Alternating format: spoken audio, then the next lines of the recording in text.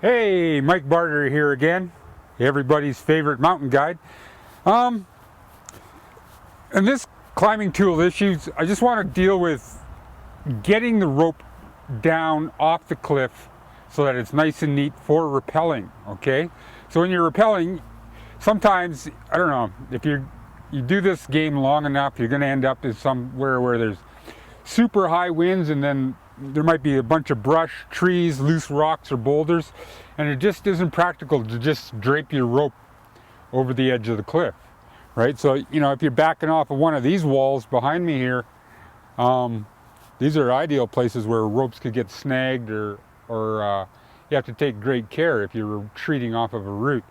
So I'm going to deal with a few ways I do this, and then I even came up with one new one at the very end, which I was quite amazed. Okay, so for our first example, let's look at Mike Mertens. Now, Mike is a seasoned veteran climber. He's not a guide, but he's done this a lot. So him and his buddy Dave are going to get off the cliff, and he just walks us through how to set up the rope for rappelling. And at the very end, he sort of talks about, you know, tossing the rope off the end of or over the cliff to get it down. So let's go talk to Mike. And now I'm feeding the rope through the two belay rings at the station. And I'm starting to pull it through. And as soon as I pull some through, I know the rope is secure. What are you ready to do? And I can undo my temporary safety. And basically start pulling the rope through. And this is a brand new rope, and it's a duodec. And we know that it hasn't been cut. We know exactly where the center mark is. But a lot of times you get these older ropes that aren't duodec, and they lose their center marker, and you don't know where the middle is. So the way to do it is actually get the other end. Dave, can you pass me the other end of the rope? Yep. What we'll do is we'll tie a knot in each end so that we can't rappel through.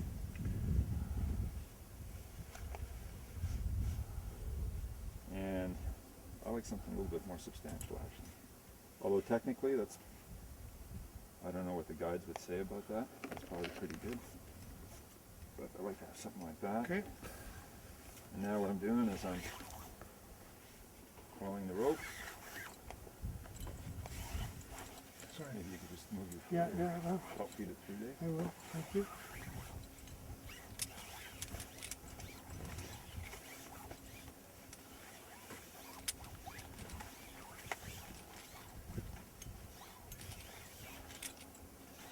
Sometimes when it's really windy out, it's handy to actually throw a short section of the rope out first, because if you throw a long, massive strand out all coiled up, you'll find the wind can catch it and throw it around, blow it all over the place, and blow it back up into your face.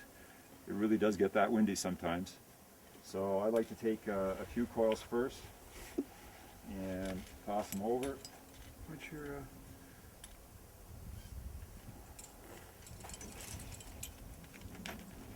Rope! And then it's a lot easier rope? to finish off the rest.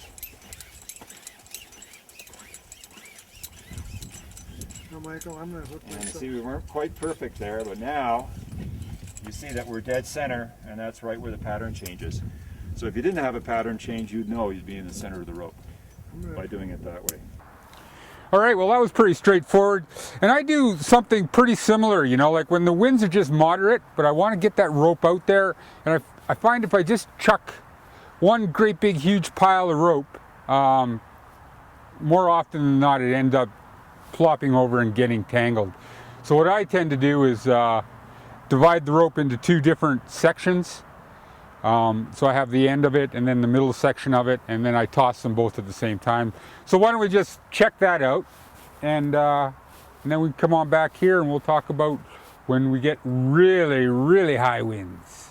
It's like, yeah, you get away with this 99.9% of the time, but it only takes once, and then she's all over but the crying. So I put the knots in the end of the rope like we always do so that we can't rappel off of it. And then I feed it through the same as Mike did. And I just take a bunch of laps in one hand, right? And then I might take some more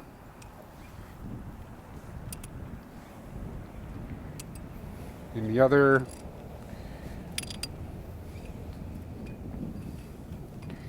Till I've come to the center. I'm guaranteed to come to the center if I'm pulling on these things evenly. And this rope has a marker, and yeah, the marker's there. For me, I just throw out one end, and then the second end. And I find that, you know, if it's really windy, then that'll work for me sometimes. So that method that I just showed you is kind of like probably the way I do it, you know, 9 out of 10 times when I just have moderate winds and I just want to get the rope out and down off the cliff. So if it isn't free hanging, I can just, because if it is free hanging, I can just throw a bit out and let the weight of the rope drag itself off. But in most cases, it's not too often that I find those sorts of positions or find myself in that kind of position. So this final demonstration is what we do when, you know, you're in like the hurricane force winds that are just going to take your rope, blow them off into the bushes or into the trees, but you still have to get down because you have to get down. I mean, so why don't we take a look at that? Okay, so in this case, I can't throw the rope over. The winds are just too high. There's too many obstacles. There's too many trees. But I still have to go down there, and the rope still has to go over the edge of the cliff. So what I end up doing is I can take a single length runner, right? Spread it out, clip one end to my gear loop here, and then somewhere on an anchor or a piece of gear, I'll drape this, just because I want it to stay, I'll drape the two of these. And then what I end up doing is, I'm always nervous near the edge of a cliff, I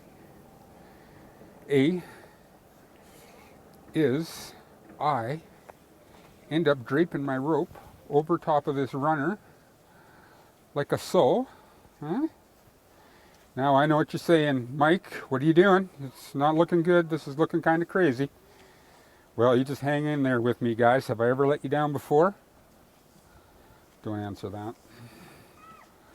Okay, and then you're also maybe thinking, well, this is taking a lot of time, man. I got a lot of, it's not going to take near as much time as if you start trying to pluck up your messed up rope out of the trees and the boulders, or you pull boulders down on yourself. Anybody that's ever thrown a rope out there and seen it go sideways and land in the top of a tree will tell you right now that this ain't such a bad way of doing it. Okay, then I just pull my rope up, sling up here, unclip this, clip it into here, then hook up my rappel device.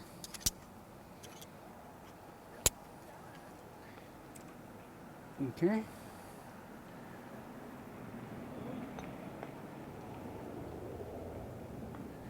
Take a yonder locking carabiner. Take one of these stupid Petzl things. I don't know why I end up so many of those things. I don't like them, but I got them. Okay. And then I'm just going to flip that around. There we go. Pull it in so it's nice and tight. Okay, and in this case, I don't have my short personal prussik with me, which I almost always do, and I definitely would have if I was on a long multi-pitch climb. So I've got my rappel device hooked up, so I'm a little more secure. Now what I'm going to do is hook up a backup, because things are out of the normal to start with already, right? Because we've got high winds, and I'm using this unusual method to get my rope down the cliff. So I'm just going to put a little personal or back up to my rappel. And the reason for this is in case this does get snagged in any way or tangled, then I can stop and be hands-free and get my these ropes or coils untangled. And another thing too is, right, things are out of the normal right now because I'm doing this in such high winds instead of doing it in perfect weather. Right? We always prefer to do it in perfect weather or climb in perfect weather, but if you lived here in the Rockies and just waited for perfect weather, you'd almost never go climbing. Okay, so check that. Let's check this. Check my rappel device. Now don't be had. Check your harness. Make sure it's buckled back. Your anchor. So my anchor's good. And my device.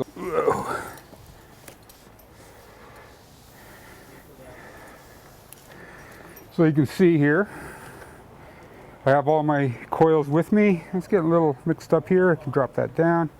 And then I just take out, you know, as much as I need. I might throw out a couple of wraps at a time.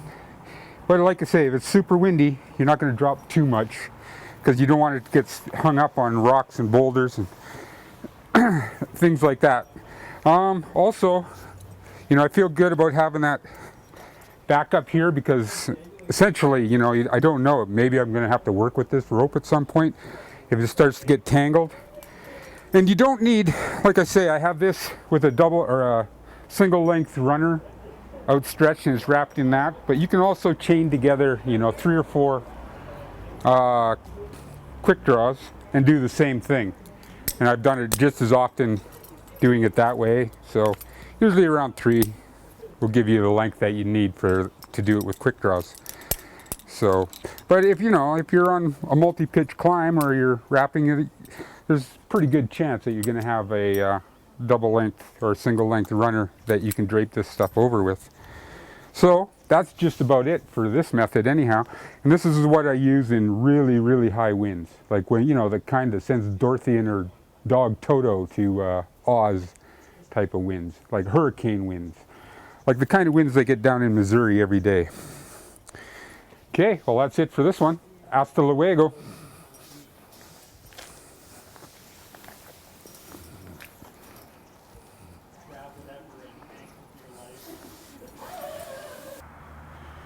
Okay, and then this final thing that I do here, I just kind of came up with this myself the other day on the internet. I was reading about something and some guy was, expert apparently, was advising people to, you know, hook their rack or their carabiners and draws, and if they needed to weight the end of their rope and toss that over the cliff, which seemed to me like not that good of an idea. So it's not something I personally recommend, but that's just me. So here's an idea that I came up with, and I'll give you a caveat here. I have never done this, but absolutely I see no reason why it wouldn't work perfectly.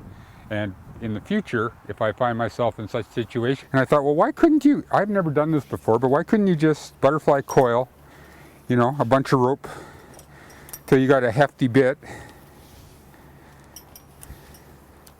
you know, that's got some weight to it, and then just do a few wraps, and take your bite through the center, over the top, pull it tight, so now you got a pretty good weight there, and it'll come on, you know, then you could wrap down when you get to the point where this rope is. You could even do this a couple of times if you had 2 ropes, and this is, you know, got enough weight that bang.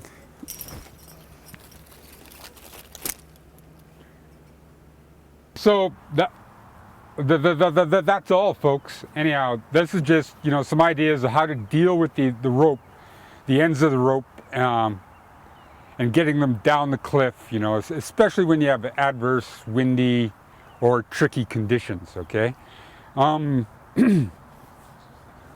This wasn't intended as a be-all video on how to rappel, okay? So we haven't really covered that per se. So what I'm going to do is in the show notes of this episode, I will give you some links to a more complete rappel system, you know, how to divide the rope, what knots to use to tie the ropes together, feeding the ropes, hooking up your rappel device, and then backing up your rappel with a prussik. So all that sort of stuff is in the show notes.